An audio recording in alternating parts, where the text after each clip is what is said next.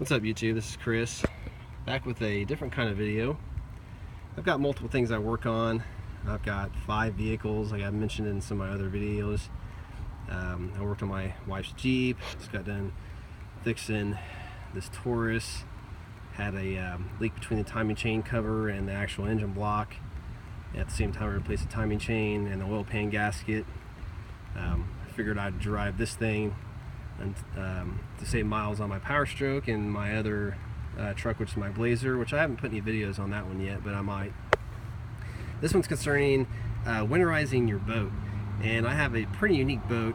This is a 1978 Centurion jet boat. They do not make these boats anymore. As you can see, I've redone the interior.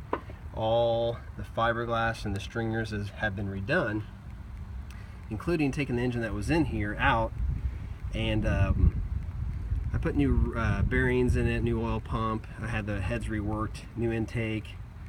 It's got a dual point Mallory distributor on it, and I've probably owned this thing for about 4 years. In the past, what I do to winterize it is I would take one of these plugs out of the intake, like this one right here, and I'd pour the marine antifreeze like that inside the engine block. And when I first got this thing, I didn't really understand how the coolant system worked for this thing. Most boats, actually all boats, take the water from the waterway you're in, a lake, a river, the ocean, whatever, and it pumps it through from an outdrive, or in this instance, this is a jet pump. And the jet pump is what creates the pressure and the volume that goes through the engine block to cool it. So basically, you have like a never-ending radiator. So last year, I did the antifreeze like I had done in the past, and in the early spring, I came out, and so I don't trip over myself, down here on the bottom, kind of like where my finger is, kind of hard to see, there's a freeze plug down here. And I came out, and the freeze plug had popped out. So obviously I didn't get all the water out of the engine block. Kind of freaked me out because I was concerned that maybe the engine block cracked. Luckily it did not. I put the freeze plug back in, and this winter I'm not gonna leave it outside. I'm actually gonna store it in a cave here in Missouri where it's pretty constant temperature. But even before I put it in the cave, I wanted to at least put some of this RV antifreeze in it, just in case. So I was kind of throwing away ways to actually get some of that coolant in there and make sure I get all the water out. So here's what I came up with. This is a Berkeley jet pump, and this hose right here connects to a fitting right there. So when you're in the water and the jump pump is sucking up water, it forces water through this hose and goes around and splits off down here, where it's kind of hard to see because of the seats in the way, but it splits off and goes to each mounting point of where the water pump would normally mount on if this engine was in a vehicle. Then it comes up through this adapter. Now the stock adapter, there was no thermostat on the old style system that this engine came with. It actually just comes straight in and goes right back an out port and gets dumped out the back of the engine or the boat into the into the lake or river or whatever. This one is actually a little bit different. This actually has a thermostat built in, which is better because actually lets the engine warm up, which will increase the life of the engine based off the fact that you need heat in the engine to create a good ring seal. If the engine's running at 100 degree water temp, always circulating through, the engine can never warm up, and it's never going to perform as well as it would be if it was running at 180, 195 degrees. So I have a 195 degree thermostat in here. So anytime, as soon as the engine warms up, there's a little spring in here and a valve, and it bypasses the light water out of the engine and out of the boat. Once it cools down, it closes, and then it's just a continuous loop from the jet pump through the engine and then out the back. So a little bit of lesson on how these boats work, and this is a huge upgrade. You get these from Harden Marine for not very much money, and it's Works great on this 54 Chevy big block.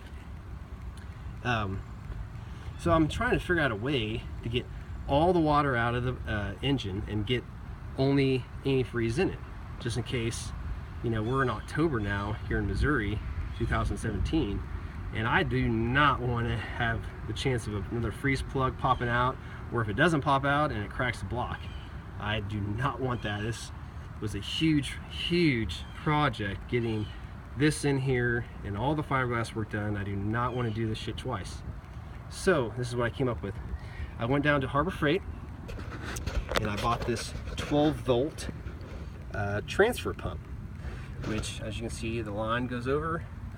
I've got a really good Blue Top Optima marine battery, which is the best battery I have ever had.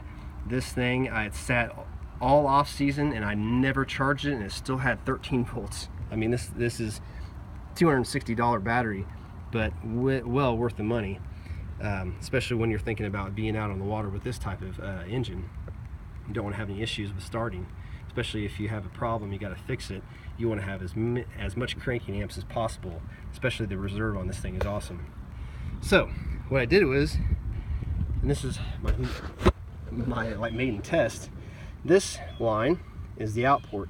It goes through this hose, comes over, and it connects into the hose that would normally be connected to the jet pump, which would circulate water through the engine block to cool it if you were on a lake, river, or whatever. The other end comes out and they give you this hose in the kit, and I got a bucket of water. I'm not winterizing it, but I just want to test it to see how it works, because when I do winterize it, I'm going to fill this up with some of that antifreeze and get it circulated through the engine so I can get all the water out. It is a Drummond brand, which is a newer brand at Harbor Freight. Got it for about 40 bucks. Very inexpensive. I like the fact that it runs off of DC power and not AC, because if I was in a place where I didn't have house power, I could use this nice battery and power this pump up, and just in case, you know, I ran into a situation where, you know, it's going to get cold overnight. Do not want to worry about freezing. So here's my test. Is that, I'm sorry, again, this is your out port, which goes to the port that goes into the engine block for the cooling, and this is going to go to the bucket. And then I like this because a lot of the ones don't come with the switch. This one actually does. So it's already hooked up. So we're going to go ahead and test it and see how well it works. Ooh, that was a quick prime. So it's going, you can see the levels dropping. I'm already getting water out of the out port, and there you go. There you go. One thing you got to make sure is you never let this pump run dry. It's called cavitation. Any water pump that runs dry, cavitation is awful on the pump. It will ruin the seals. It will make it overheat. The water bubbles with air being sucked in will actually completely fail the engine. Or I'm sorry, it will make this pump fail, make it overheat.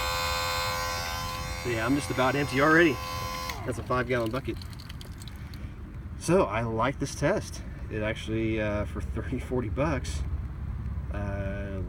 working really well. So if I get in a situation where I want to keep this boat going, last year I had this thing out on October 5th, or October 6th, I'm sorry, November 5th, November 6th.